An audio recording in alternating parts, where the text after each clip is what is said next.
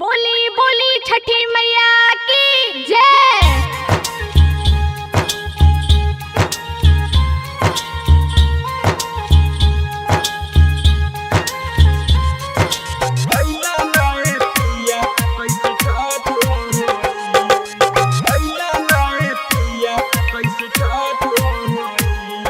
Recording by SR studio Ludhiana.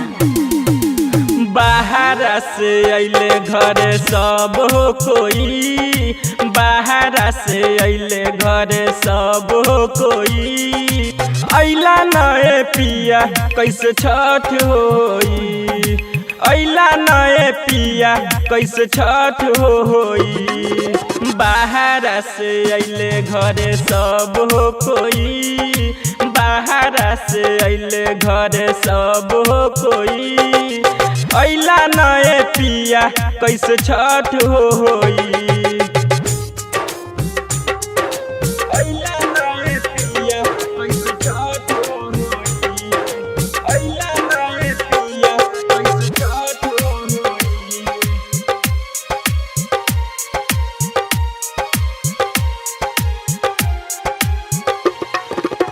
दौरा किन जाइब कैसे नया बानी कनिया, ननद नदान बानिया माझी पुरनिया।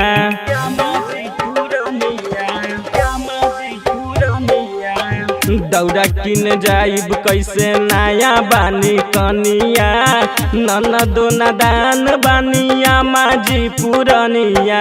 गेहूं के पिसाई घरे राखली धोई, गेहूं के पिसाई घरे राखली धोई। अइला नए पिया कैसे छठ होई, अइला नए पिया कैसे छठ होई। अइला नए पिया कैसे छठ होई, अइला नए पिया कैसे छठ होई।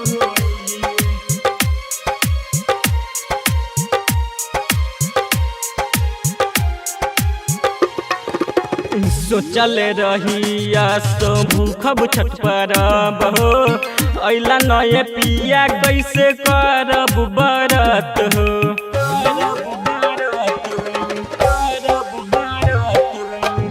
सोचल रहिया सो भूखब छठ परब हो, अइला नए पिया कैसे करब बरत हो।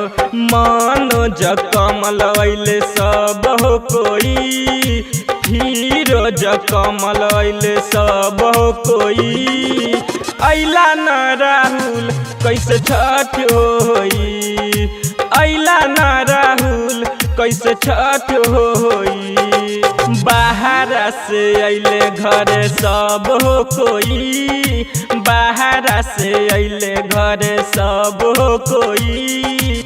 अइला नए पिया कैसे छठ होई, अइला नए पिया कैसे छठ होई। बाहर से अइले घरे सब हो कोई, बाहर से अइले घरे सब हो कोई।